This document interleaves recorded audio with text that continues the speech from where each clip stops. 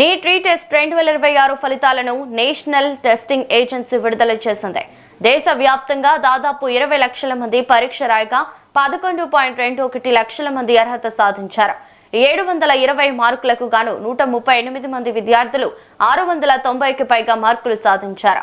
మే 3న నిర్వహించిన నీట్ పరీక్ష ప్రశ్నాపత్రం లీక్ వ్యవహార నేపథ్యంలో జూన్ 21న రీటెస్ట్ నిర్వహించారు. ఈ పరీక్షలో పంజాబ్ కు చెందిన ఆర్యన్ గుప్తా ఆల్ ఇండియా తొలి ర్యాంకు సాధించారు. టాప్ 100లో తెలంగాణ నుంచి 7, ఆంధ్రప్రదేశ్ నుంచి 3 విద్యార్థులు చోటు దక్కించుకోవటం విశేషం. ర్యాంకులు సాధించిన విద్యార్థులకు మంత్రి దామోదర్ రాజ నరసింహ కాంగ్రాట్స్ తెలిపారు.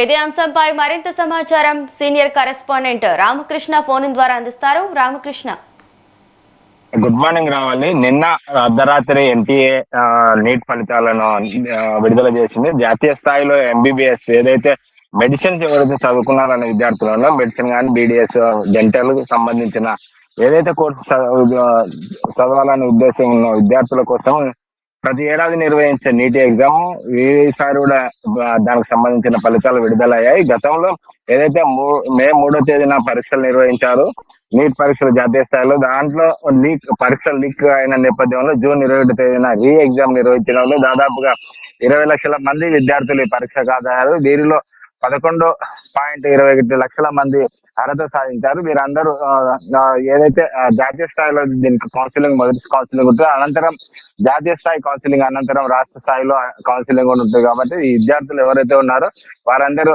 దానికి అడ్మిట్ ఏవైతే ఉన్నావో వాటికి సంబంధించిన హాల్ టికెట్లు కానీ అదేవిధంగా అప్లికేషన్ ఫామ్స్ అవన్నీ వాళ్ళ దగ్గర పెట్టుకోవాల్సిన అవసరం ఉంటుంది. దీనికి సంబంధించి త్వరలోనే నోటిఫికేషన్ కూడా విడుదలయ్యే అవకాశం ఉంది. త్వరలోనే ఇప్పటికే ఎందుకంటే నీట్ పరీక్ష ఫలితాలు ఇప్పటికే ఆలస్యమైన ఇప్పటికే కౌన్సిలింగ్ కూడా స్టార్ట్ కావాల్సిన నేపథ్యంలో ఏదైతే లీక్ అయిన నేపథ్యంలో వాటిని ఆలస్యమైన త్వరలోనే నిర్వహించేందుకు కూడా ఎన్టీఏ అధికారులు చర్యలు తీసుకున్నారు. అయితే రాష్ట్ర వ్యాప్తంగా చూసుకున్నట్టు తెలుగు రాష్ట్రాలలో కూడా దాదాపు 100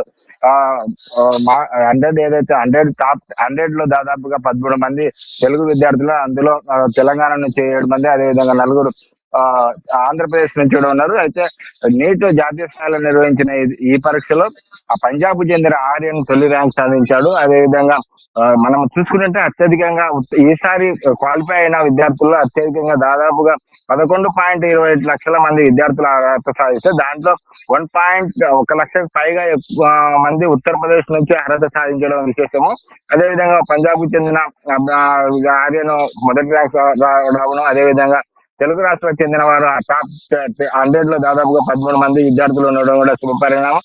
అయితే దీనికి సంబంధించి ఇప్పటికే అర్ధరాత్రి రిలీజ్ చేయడము, అదేవిధంగా దానికి సంబంధించి ఫైనల్ కి రిలీజ్ అయిన వెంటనే మరి కూడా దీన్ని రిలీజ్ చేయడంలో కొంచెం అర్ధరాత్రి కావడంలో విద్యార్థులు కొంచెం గందరగోళం అయిన పరిస్థితులు కనపడుతుంది. కాబట్టి ఇవాళ ఉదయం మరింత క్లారిటీ వచ్చే అవకాశం అయితే ఉంది. రావాలి. Thank you Ramakrishna.